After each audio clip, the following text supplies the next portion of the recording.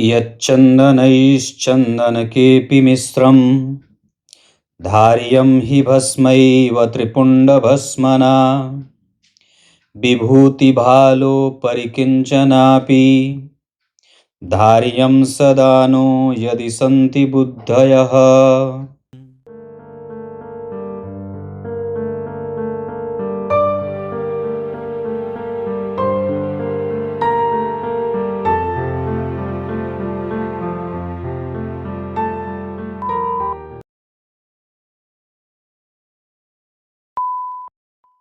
प्रिय दर्शकों, नमस्कार। एक बार फिर से उपस्थित हूं आप सबके सामने सोमवार के कार्यक्रम में। मैंने लिखा है उद्देश्य। आज के कार्यक्रम में आपके लग्नेश से ये बात जानेंगे कि आखिर आपके जन्म लेने का उद्देश्य क्या है। शास्त्रकार इसे कैसे ये प्रमाणित करते हैं कि व्यक्ति किस उद्देश्य की पूर्ति के लिए आया है। वस्तुतः इस बात की जानकारी केतु जैसे ग्रह से होती है कि पिछले जन्म से, वैसे मैंने आप लोगों को कार्यक्रम में कई बार कहा है कि चंद्रमा जो होते हैं वो वर्तमान के सूचक होते हैं, सूर्य जो होते हैं वो भविष्य के सूचक होते हैं, और राहु जो होते हैं वो भूतकाल के सूचक होते हैं, है ना। पर आज मैं आपको जो सिद्धांत बताऊंगा उसमें आपकी कुंडली के लग्नेश किस भाव में बैठे हैं और वो क्या निर्धारण कर रहे हैं, किस बात का पता बता रहे हैं कि आप किस उद्देश्य की पूर्ति के लिए आए हैं। आज के कार्यक्रम में हम यही जानेंगे। बिल्कुल बने रहना है कार्यक्रम के अंतिम हिस्से तक, कहीं नहीं जाना है। जो मैंने पूर्व में श्लोक पढ़ा है वो शिव पुराण का है और उसमें भगवान वेदव्यास ने बात लिखी कि विभूति और चंदन दोनों मिला करके भस्म स्वरूप जो बनता है, जो चीज प्रकट होती है, जो बनती है, उसे अपने मस्तक पे त्रिपुंड धारण करना चाहिए। बुद्धि न भी हो, मंत्र न भी याद हो, तो भी जो व्यक्ति प्रत्येक दिन अपने मस्तक पे त्रिपुंड धारण करता है, भस्म धारण करता है, चंदन और विभूति मिश्रित त्रिपुंड धारण करता है, भस्म धारण करता है, उसकी बुद्धि जागृत होती है। भगवान को, शिव को विद्या कामस्तु गिरिशम, भगवान को विद्या और बुद्धि का कारक माना गया है। तो ऐसी अवस्था में उसके मन को निश्चलता जो प्राप्त होती है वो भगवान शिव के भस्म को धारण करने से प्राप्त होती है ना। यही बात मैंने कार्यक्रम के आरंभ में बता दिया। आइए अब विषय पे लेके आता हूं। जय श्री कृष्ण आवश्यक रूप से लिखा जाए। रविवार के कार्यक्रम के लिए डेट ऑफ बर्थ, टाइम और प्लेस जरूर लिखा जाए। और कल मैंने जिनकी नेपाल वाले की कुंडली चुनी थी, मुझे बड़ा क्रोध आता है। कार्यक्रम मन लगा के बनाओ और लोग देखते नहीं हैं और अंतिम में लिखते हैं कि मेरी कुंडली चुनी नहीं गई। जिस नेपाल वाले लड़के की मैंने कुंडली चुनी थी, पता नहीं नाम उनका क्या है, भगवान, मतलब सच में कहूं, देखे नहीं है उन्होंने, कार्यक्रम देखा नहीं है और लिख दिए हैं कमेंट में कि मेरी कुंडली फिर से वही चेप दिया है, मतलब फिर से वही लिख दिया है। तो क्या ही कहें। और इस कारण से कई बार अच्छे लोग जिनकी मतलब जो योग्य हैं कुंडली देखने के, उनकी मैं नहीं ले पाता हूँ क्योंकि चुन ही नहीं पाता हूँ समय। मतलब एक तो 5 कुंडली चुननी है, तो इस वजह से मैं कहूँगा कि कार्यक्रम पूरा देखिए। उसमें से जब मैंने 5 कुंडली कल चुनी है, उसमें से एक व्यक्ति का सिर्फ कमेंट आया था कि हाँ मैंने कुंडली देख ली है, 1 या 2, बाकी 3 लोग नदारत। और यही वो लोग हैं जो बार बार रिपीटेशन में कमेंट करते हैं कि मेरी कुंडली नहीं ली जाती है या उल्टी पुल्टी बातें लिखते हैं। तो कार्यक्रम पूरा देखा करिए। और सच्चे अर्थ में कहें तो मैं कोशिश करता हूं कि अधिक से अधिक कुंडली चुनूं, पर समय की कमी के कारण ऐसा नहीं कर पाता। आइए बात करते हैं कि लग्न के अधिपति अगर लग्न में बैठे हैं तो इसको समझते हैं, क्योंकि लग्न जो है वो संपूर्ण है। धर्म अर्थ काम मोक्ष, धर्म अर्थ काम मोक्ष, धर्म अर्थ काम मोक्ष। अगर आप जन्म कुंडली के 12 भावों को पुरुषार्थ चतुष्टय के सिद्धांत पे लागू करेंगे, या जब उनका वर्गीकरण धर्म अर्थ काम मोक्ष पे वर्गीकृत अगर उसको करेंगे, तो लग्न धर्म है, द्वितीय अर्थ है, तीसरा काम है, चौथा मोक्ष है, पंचम धर्म है, छठवां अर्थ है, सातवां काम है, अष्टम मोक्ष है। धर्म है, अर्थ है, काम है, मोक्ष है। इससे एक एक भावों से आप एक एक पुरुषार्थ की जानकारी लेते हैं।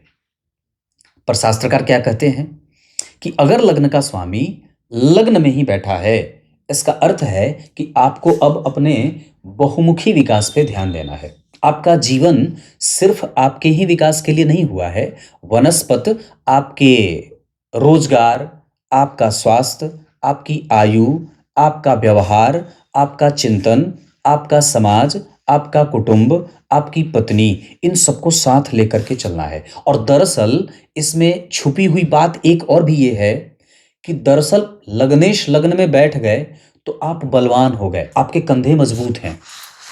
इस वजह से लग्नेश, ब्रह्मा जी ने जब आपकी कुंडली में लग्नेश को लग्न में बिठाया तो ये कहा कि तुम्हारे कंधे मैं मजबूत बना रहा हूं, समाज को आगे लेकर के चलो, खुद को समाज का पोषक बनाओ और स्वार्थी न बनो। वृक्षारोपण, नल कल शौचालय, विवाह में भागीदारी, गरीब बच्चे और गरीब बेटियों का विवाह, दान, पुण्य, पूजा, ब्राह्मणों की सेवा, पुरोहितों का आदर सत्कार, उनका दान पुण्य करना, माता पिता की सेवा, मतलब आपके ऊपर समाज की जिम्मेदारी है। आप भाग नहीं सकते। सिर्फ अपने ऊपर ही आप ध्यान नहीं केंद्रित कर सकते। जीवन का मूल उद्देश्य ये होगा। वस्तुतः जीवन का उद्देश्य क्या है? एक ही है, एकमात्र में, कि दोबारा जन्म ना लिया जाए। इससे बड़ा जो सिद्धांत है जीवन के कि क्या उद्देश्य है, उससे बड़ा और कुछ सिद्धांत नहीं है कि दोबारा जन्म न लेना पड़े। अगर दोबारा जन्म ले भी रहे हैं तो इसमें यही सिद्धांत हो जाए कि भगवान जब भी जन्म ले तो आपका भले दर्शन हो ना हो, आपका नाम स्मरण होता रहे, है ना। जीवन का उद्देश्य यही दो हो सकता है, इससे अतिरिक्त तो कुछ और जीवन का उद्देश्य हो ही नहीं सकता है ना। अगर एक राष्ट्रीय भक्त से कहेंगे तो वो कहेगा कि बार बार इसकी सेवा करने का अवसर मिले, राष्ट्र की सेवा में। अगर भगवान के भक्त से पूछेंगे तो हे भगवान आपका दर्शन होता रहे, आप में ही समाहित हो जाऊं, आपके ही चरणों में विलुप्त हो जाऊं। और अगर किसी नाम जापक से पूछेंगे तो वो ये कहेगा कि कुछ मिले ना मिले, दर्शन मिले ना मिले, भयंकर कष्ट होता रहे, आप मुझे समझे ना समझे, मैं आपका नाम जपता रहूं। तो प्रत्येक व्यक्ति के लिए अलग अलग हो सकता है, पर वस्तुतः ज्योतिष के सिद्धांत के आधार पे आप सबके लिए बने हैं। आप अकेले अपने लिए नहीं जन्मे हैं। आपके कंधों पे सवार होकर के ही आपके परिवार की, आपके समाज का भरण पोषण होगा। अब बात करते हैं लग्नेश दूसरे भाव में, धन भाव है, अर्थ का भाव है। तो अर्थ कमाना है, अनुभव से अर्थ कमाना है, गलत चीजों का रिपीटेशन बार बार नहीं होना है। लग्नेश अगर द्वितीय भाव में बैठेंगे तो क्या कहेंगे कि अब जीवन का उद्देश्य क्या है? धन कमाना और कुटुंब का पोषण करना, और साथ ही साथ वो धर्म को समाज में लगाना, कुटुंब में लगाना। तो छोटा कुटुंब आपका परिवार, उससे बड़ा आपका ग्राम, उससे बड़ा आपका, आपकी पंचायत, उससे बड़ा आपका जिला, उससे बड़ा आपका राज्य, उससे बड़ा आपका देश। तो ये लग्नेश अगर द्वितीय भाव में गए हैं तो आपका उद्देश्य ये होना चाहिए। सिर्फ धन कमा लेना और बैलेंस खड़ा करना ये उद्देश्य नहीं होता है। शास्त्रकार तो यहां तक लिखते हैं कि धन वही आपका है जो आपने दान किया है, जो आपने दिया है, वो नहीं जो आपने बैंक में खड़ा किया है। ये दूसरे लग्नेश अगर दूसरे भाव में बैठे तो आपके जीवन का उद्देश्य ये है। बहुत गंभीरता से समझेंगे तो लग्नेश अगर तीसरे भाव में बैठेंगे तो अब आपको ये कहते पुरुषार्थ करो, मेहनत करो, रगड़ो, है ना, पुरुषार्थ करो, पुरुषार्थी बनो। अपने अनुभवों का सतत सही इस्तेमाल होता रहे, अपने भाव से, अपने व्यवहार से, अपने स्वभाव से किसी को तकलीफ ना दो, धर्म होता रहे, क्योंकि तीसरे भाव का पूरक होता है नवा भाव। तो लग्नेश अगर तीसरे भाव में गए तो शास्त्रकार ये लिखते हैं कि अगर जिस जातक का लग्नेश तीसरे भाव में हो उसको अपने जीवन का उद्देश्य पराक्रम पे करना चाहिए, उसको कर्म पे विश्वास करना चाहिए, भाग्यवादी नहीं होना चाहिए। भाग्यशाली आप होंगे तो आपको भाग्य का मिल जाएगा, पर आप अपने आप को बिस्तर में लपेट करके नहीं रख सकते। अब आपको, आपके जीवन का उद्देश्य है मेहनत करना, पराक्रम करना, शठता ना करना, मूर्खता ना करना, जड़ता ना करना, ऐसा। लग्नेश चतुर्थ स्थान में, अब आपके जीवन का उद्देश्य है शांति से जी लीजिए, झगड़ा ना करिए, कोर्ट केस कचहरी के मामलों से दूर रखिए, इकट्ठा करिए पर वस्तुतः मूलतः दान भी करिए। अब आपको अपने मन को जितना ज्यादा हो सके शांत करना है, स्थिर होना है, योग को समझना है, प्राणायाम समझना है, जीवन के वास्तविक उद्देश्य को समझना है कि कहां शांति है, क्योंकि यह शांति का भाव है। तो मतलब मूलतः अगर लग्नेश चतुर्थ स्थान में बैठे तो जीवन में ना बहुत ज्यादा धुड़ेड़ बुन ना डालें, बिल्कुल शांति से जीवन चल रहा है, चलने देते हैं। बहुत ज्यादा तिकड़म करने की कोई आवश्यकता नहीं है, बहुत ज़्यादा राजनीति और प्रपंच में फँसाने की आवश्यकता नहीं। ये उद्देश्य नहीं है आपका। अगर इसमें उलझेंगे तो फँस जाएँगे। तो क्या कहा शास्त्रकार ने कि लग्नेश अगर चतुर्थ भाव में बैठ रहे हो तो आपको यहाँ पे ये करना होगा। अब बहुत ध्यान से अगर ये समझेंगे तो चौथा भाव जो होता है वो मोक्ष का होता है। मैंने कहा की थी ना, धर्म अर्थ काम मोक्ष। तो अब लग्नेश अगर चतुर्थ भाव में है तो आप ये काम कर सकते हैं जिससे कि बहुत ज़्यादा पछड़े में ना फंसे, उलझन ना हो, यहाँ पे ज़्यादा प्रेशर यहाँ पे ना हो, शांति से जीवन चल रहा है, चलने दीजिए। राजनीति बहुत ज़्यादा हावी ना हो, बहुत ज़्यादा वस्तुओं की पूर्ति या इच्छाओं की पूर्ति, महत्वाकांक्षा की पूर्ति के चलते दिमाग फट जाएगा। चतुर्थ स्थान के राहु या चतुर्थ स्थान के लग्नेश अगर बैठे हैं तो उस पर ज़्यादा बोझ नहीं देना है, ठाकुर जी के सवाले हवाले कर दीजिए, सारी चीज़ें जो चल जाएंगी। अगर लग्नेश पंचम भाव में बैठे हैं तो जीवन का उद्देश्य ये होना चाहिए, अपने ज्ञान, अपनी बुद्धि, अपने विवेक और अपने मंत्र, अपनी श्रद्धा, अपना विश्वास, प्रेम, दया, सहिष्णुता, कृतज्ञता, ये उद्देश्य होना चाहिए, है ना। कि लग्नेश अगर जन्म कुंडली में पंचम भाव में बैठे तो व्यक्ति प्रेम दे, प्रेम प्राप्त करे, वो यश प्राप्त करेगा, पर प्रेम देने के मामले में कोई जरूरी नहीं है कि वो धन कमा रहा है। लेकिन लग्नेश अगर जन्म कुंडली के पंचम भाव में बैठे हैं तो जीवन का उद्देश्य ये होना चाहिए, या हो रहा है, या ये है कि आप अपने आप को कितना विवेकवान सिद्ध करते हैं, आपके लेखन से और आपकी वाणी से कितने लोगों का भला हो रहा है, ये जीवन का उद्देश्य है। स्पष्टतया कि आप किसी की अपनी वाणी से किसी को उसकी समस्या से बाहर कितना निकाल रहे हैं, अपने बुद्धि से किसी को आपने आगे कितना बढ़ाया है, अपने धन से जो आपको पितरों के द्वारा मिला है या आपके बुद्धि से आपने प्राप्त की है, उस बुद्धि का सतत सही इस्तेमाल आपने अपने विवेक के आधार पर कितना किया है, उस ज्ञान का, उस पैसे का कितना सदुपयोग किया है, ये बात। लग्नेश अगर जन्म कुंडली के छठवें भाव में बैठे तो फिर अब आपको अपनी कृपणता त्यागने की आवश्यकता है। कृपण ना होइए, साहस, बल, धैर्य, पराक्रम, उत्साह वर्धन करना, अपनी पद और प्रतिष्ठा का गलत इस्तेमाल न करना, उलझन में न रहना, जितना ज्यादा हो सके अपने आप को कर्म योगी बना लेना, यह जीवन का उद्देश्य होना चाहिए। अगर आप इसको ऐसे समझेंगे तब यह बात आपको समझ में आएगी शायद।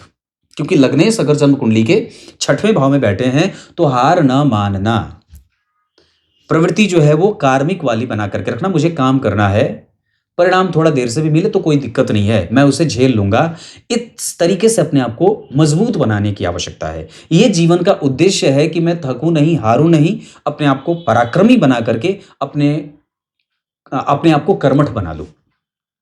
और सप्तम स्थान में चीजें, लग्नेश अगर जन्म कुंडली के सप्तम स्थान में बैठे हैं तो फिर जीवन का उद्देश्य यह होना चाहिए कि सिर्फ आपके जीवन में इंद्रियों के सुख की ही आपकी उत्कंठा ना हो, उद्देश्य यह हो कि आप उससे मुक्त कैसे अपने आप को कर लेते हैं, है ना। यह बात बहुत आवश्यक है, नहीं तो क्या होगा कि फिर आप इन्हीं चीजों में उलझ के रह जाएंगे कि एक को प्राप्त किया, दूसरों की इच्छा बढ़ गई, दूसरे को प्राप्त किया, तीसरे को प्राप्त करने की इच्छा बढ़ गई। तो ये जो इंद्रियों का सुख है वो आपको, कामुकता का जो भाव है वो कितना मजबूत हो जाए और इसको आप कैसे कमजोर कर सकते हैं, इस पे कैसे अपना नियंत्रण स्थापित कर सकते हैं, इस पे लगाम कैसे लगा सकते हैं, ये जीवन का उद्देश्य होना चाहिए। इस पे नियंत्रण स्थापित करना, कामुकता पे अपनी जो है वो किसी भी प्रकार से अपने आप को किसी के गिरफ्त में न कर लेना। कोई नशा है, उद्देश्य ये है कि उसको छोड़ो, चाहे वो किसी भी चीज का। ऐसा लग्नेश अष्टम भाव में है, इसका अर्थ होगा कि आपको अब अपने ऊपर काम करना है। उद्देश्य आपका यह होना चाहिए कि आप अपने आप को कितना अपग्रेड कर रहे हैं, संतुलन बनाने के लिए आप कितनी मेहनत कर रहे हैं, आपका कंसंट्रेशन कैसा है। उद्देश्य ये होना चाहिए, लग्नेश के अष्टम भाव का उद्देश्य ये शास्त्रकार लिखेंगे कि आप अपने ऊपर कितनी मेहनत कर रहे हैं, आप कितना समुद्र के नीचे जाकर के उस चीज को निकालने की कोशिश कर रहे हैं, मोती कितना निकाल रहे हैं, रत्न कितना निकाल रहे हैं, यशस्विता कितनी आपकी प्रकट होकर के सामने आ रही है, आप कितने दिमाग वाले हैं, आपका लेखन कैसा है, आपकी गतिविधि कैसी है, आपका स्वभाव कैसा है। अगर लग्नेश अष्टम भाव में है तो आपको सबसे ज्यादा अपने ऊपर काम करने की आवश्यकता है। यहां लग्नेश आपको सभी के ऊपर काम करना था। यहां लग्नेश आपको अपने ऊपर काम करने को कहते हैं कि अपने आप को बेहतर कितना बना सकते हैं। और अगर मान लीजिए समाज में 10 लोग हैं, 10 की कुंडली के लग्नेश अष्टम भाव में बैठे, इसका अर्थ है कि 10 अपने ऊपर अगर काम करेंगे तो फिर हम सुधरेंगे जग सुधरेगा वाली का कथावत जो है वो चरितार्थ हो जाएगी। खुद पे काम करना है, खुद को बैलेंस करना है, खुद को बेहतर बनाना है, किसी के बारे में बुरा नहीं सोचना है। फिर दूसरा, लग्न के अधिपति अगर नवम भाव में है तो फिर दान करना है, पूजा करनी है, भगवान का नाम स्मरण करना है, ठाकुर जी की सेवा करनी है, कुछ बड़ा बढ़िया करना है, चैरिटेबल ट्रस्ट बनाना है। ये उद्देश्य हो सकता है। मेरा उद्देश्य है, मेरा लक्ष्य है कि मैं कुछ ऐसा करूं जिससे समाज का बहुत बड़ा क्षेत्र लाभान्वित हो। और दशम स्थान में अगर लग्न के अधिपति दशम स्थान में बैठते हैं तो आप फिर अपने लिए नहीं है, समाज के लिए हैं। ये वही लोग होते हैं जो अपने परिवार से ज्यादा समाज की फिक्र करते हैं, समाज के लिए तैयार रहते हैं, समाज की चिंता करते हैं, समाज का हित साधते हैं। तो ये कब होता है? जब लग्नेश आपके दशम स्थान में है तो आप अपने से ज्यादा आपका उद्देश्य आपके समाज की क्षति की पूर्ति करने के लिए होता है। आपका उद्देश्य ये होना चाहिए। लाभ में बैठे लग्नेश, तो लग्न के अधिपति अगर लाभ में बैठे तो इतना धन कमाया, इतना पुरुषार्थ किया, इतनी चीजें प्राप्त की कि जाते जाते मोक्ष की प्राप्ति होगी। भगवान मेरे पास जितना है उस धन का, उस शक्ति का, उस पावर का, उस कैपेसिटी का मैंने समाज के लिए कितना काम किया, मैंने लोगों के लिए कितना काम किया, मेरे धन से मेरे बड़े भाई को कितना फायदा हुआ। ये उद्देश्य होना चाहिए कि आप पोषक बने, ऊंची महत्वाकांक्षा बनाई, खूब मेहनत किया और खूब प्राप्त भी किया, और फिर उससे प्रवृत्ति न सटा करके, मतलब प्रवृत्ति जो बने प्रवृत्ति मूलक न करके निवृत्ति मूलक हो गए। उसमें किसी भी प्रकार का कोई मोह नहीं है। जब त्यागने की आवश्यकता पड़ी त्याग दिया झट से। तो ये लग्नेश के एकादशवें स्थान का फल है, उद्देश्य है। और 12वां, फिर अब आपको समाज को देना है, लेने की इच्छा नहीं करनी है। आप सिर्फ दे रहे हैं, कोई आवश्यकता नहीं कि उधर से सामने से आपको पलट के मिलेगा। आप अपना अच्छा देते जाइए, ये उद्देश्य होना चाहिए। आप कितना बढ़िया दे सकते हैं, प्राप्त हो तो बोनस है। आपने दान दिया, जैसे एक राजा थे, वो दान दे रहे थे, तो ऊपर ऐसे सर करके दे रहे थे, मतलब उनका नेत्र जो था वो ऊपर था, नीचे जो कोई आता था वो ऐसे देते थे।